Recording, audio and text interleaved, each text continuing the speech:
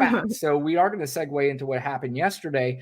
There was a stock market crash, over 1,000 points lost in the stock market due to a lot of the global things that are going on in Japan, a lot of things that are going on globally. And also, too, we had, which again, this is a little bizarre. We had one unemployment report that came in shorter after 2 straight fucking years of them coming in unbelievable. Yeah. One report comes in and the world said, oh shit, we're in trouble. But wild. Because the economy, because there is no perfect formula for this, and because there is no guarantee on what and why, the experts believe that this is what is called a market correction. It is not a recession. It's obviously, in fact, recession, you need 2 straight quarters of GDP growth to go down in order for it to be a recession. The last GDP report had us going up 2.8%. So we're not even close to a recession. So everybody calm down there. Second of all, we made a nice recovery already today. In fact, it got up to like 700, almost 800 points today and almost regained everything it lost yesterday. But I think it closed, getting back at least 300-400 points from yesterday. So, the sky is falling idea is a little too premature, and also too, what the right loved to do yesterday was to blame this on Kamala Harris.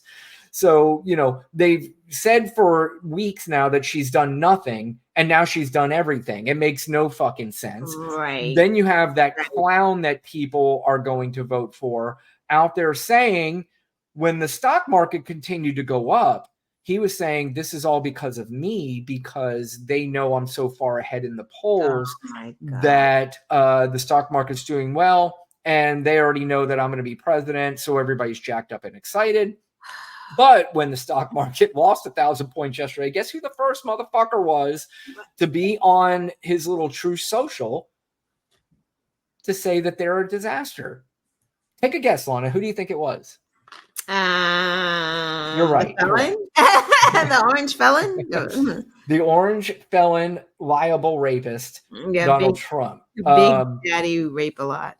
But Big Daddy Rape a Lot was on there. But there is a gentleman named Robert Wolf. He is a contributor to Fox News. He was on Fox News trying to explain to everybody who wanted to do the sky is falling thing to just fucking relax and explain to them exactly what's going on. You cover the economy as well. If we're headed for a recession. By the way, you have this guy on here who says, I've covered the economy for 40 years.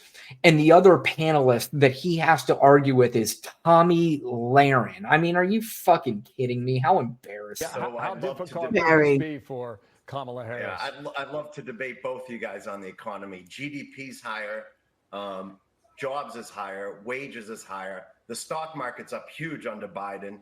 This idea of what you guys are talking about, there's more 2,000-day losses under President Trump than 500-day losses under Joe Biden. By the way, one of those losses, he says over 2,000. There was 3 2,000-point losses under Donald Trump. Yeah. One was 3 points short of 3,000. Get the facts right on where the economy is. Bill, you do a great job on that. But we know that Friday was, if not for the outstanding 15 million plus jobs of the Biden-Harris campaign over the last 3.5 years, 140,000 less plus is normal jobs. There's not going to be a recession. I actually think that there's a possibility that we're going to have the August numbers look incredibly strong. But a lot of those recovery jobs coming back. Yeah, so I mean that's and by the way, that announcement doesn't say anything later that he countered. It just cuts off at the end. So I don't want anybody to think I cut it off and he said something that he countered with. But yeah, you have one bad day and then all of a sudden the sky is falling. The stock market, because I saw 401k was trending on Twitter. I think it's important to note that the stock market and the 401k are tied in a lot together. So the day Donald Trump left office compared to today, even with 1,000-point drop, you're still 11,000 points higher than when Donald Trump was in office.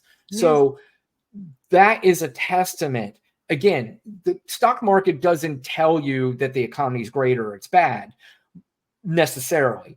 But the fact that it's gone on 11,000 points tells you that the economy was not horrendous for the 4 years that Joe Biden has been in office.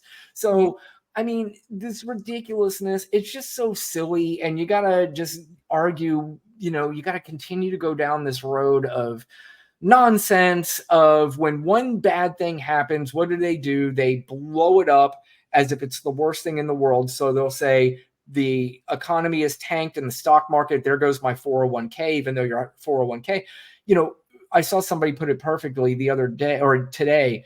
They said, yeah, oh my God, we're back to the very hard, awful times of 8 weeks ago is how far back the stock market was about the same, was about 8 weeks ago. So it's not, it's not this big thing that, and then also too, that World War III happening under Joe Biden is another popular thing they like to say. It's so corny.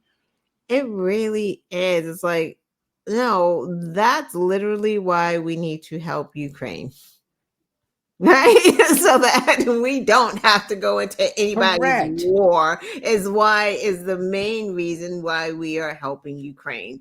But silliness, like, just they don't understand. Why are we giving money to Ukraine and we're not helping America? Like, Donald Trump doesn't help America. Like, he was president for 4 years. What has he done for America? Rich people, like, I'm so... Imagine being so out of touch that you truly believe that Vladimir Putin, Xi Jinping, and Kim Jong-un are scared to death of him, and they would be on their best behavior if he was president. I mean, could you imagine you really believing that? Yeah, that means you don't know history. Like, you just didn't read your history books. You don't. And it's so funny because you don't know your history about Donald Trump either, by the way. That too. But like, I knew Putin's history when I was like young. Like, we knew he was a KGB. Like, that just was not just no regular how the FBI is. No, this man is friggin' trained in like a mental behavior warfare. Like, not only is he he's dangerous, he's a killer, but he knows how to work your mind. Like, he's brilliant, right? You're right. He's got some kind of, well, he knows he doesn't, right? He just wants us to think, well, you guys, MAGA, to think that he controls Putin, when Putin cannot be controlled. He's not controllable. And the only reason that Trump loves these dictators is not because Trump is the strong guy. It's because he's hiding under their strength, who they are. Trump's weak. He just wants to rub shoulders with them so you can look at him in fear because people fear Putin. Putin is an A+ top-notch chess player. Donald Trump is still the infant trying to put these squares in the holes and trying to figure out the shapes and how to put them in the thing. This is not even close. And Vladimir Putin knows this. That's why he wants Donald Trump to be the president so badly. And they said the other side, they would say that no, they want Kamala Harris because he'll bully her. He wants nothing to do with her. That's why Russia got involved in this American election in 2016. They wanted nothing to do with Hillary Clinton being president. They don't help Hillary. Nothing. They don't help the Democrats. There's a reason why. Well, actually, I don't think they were helping Republicans before Trump. Trump is the weak link because he can be bought. He's a traitor. And manipulated. You tell him his hair is luxurious. He's like, which documents do you want? I took 100%. And we laugh at that and we think that that's funny, but that truly is funny. I truly believe that Donald Trump would give up classified documents because he's not a bright person. He's very stupid, and he's given us years and years and years and years of proof of how fucking stupid he is. And I'm not going to sit here and believe that a guy that was a KGB guy, that is one of the smartest leaders, he's dangerous and he's an awful human being, but he's a fucking brilliant guy. Yeah. And you're telling me this KGB guy doesn't know how to manipulate this fucking idiot? What are you to get documents? Because guarantee he already has the documents. Not only does he already have it's not only just Putin. Friggin' the Saudis were golfing here when Trump had them in the bathroom. What, Trump didn't show them anything? Because we already know. We heard the recording of him showing his friends at Mar-a-Lago, wherever, New Jersey, Bedminster, wherever it was. We heard him saying, he had the private meeting with the Russians when they came to the White House and put, it's like, he gave them information, and then they were quick to say, oh no, he declassified it. Yeah, right. So he could tell them that, like, yo, America would be in a there's so many layers to how dangerous Donald Trump is that we forget that layer, that this man will have the nuclear codes. Yeah. He's already talking about nuking hurricanes or tornadoes or whatever the hell he was saying. Like, this is the guy that you want to put our lives in the hands of that guy. Yeah. Yeah. Anyway, we were talking about, the economy. We were talking about what happened yesterday.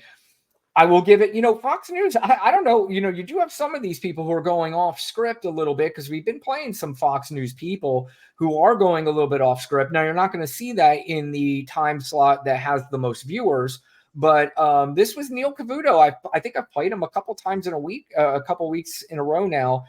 This is him calling out Donald Trump about, calling out the Democrats or calling out the president when the stock market goes bad. And what he has to say about this. Mike, I know, and you do not politicize these things, but the Donald Trump thing in the market amazes me. When they're up, it's all because of him and looking forward to him. When they're down, it's all because the Democrats and how horrific they are. Yet some of our biggest point fall-offs, 3 of the biggest of the top 10, occurred during his administration. Now, a lot of those were in the COVID years. I get that. But, you either own the markets or you don't. It does confuse me, but thank you.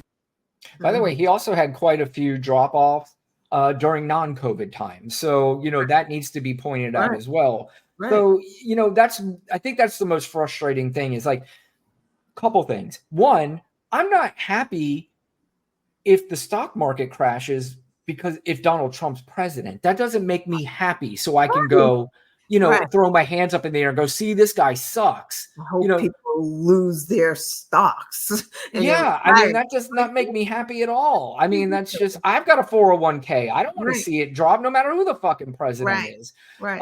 The second thing is that this idea that you ignore the facts that happened during the Donald Trump administration, but you want to ascribe all of it towards the people you don't like is fucking insane. And that's why Donald Trump has a chance to be president, because people just want to ignore facts. And we've talked about this before. I've heard this many times before, is that we've gone from arguing legitimate opinions to arguing facts now. Like, you're not even allowed to say a fact, because then it turns into an argument. It's like, what the fuck are we doing? Yeah. All right.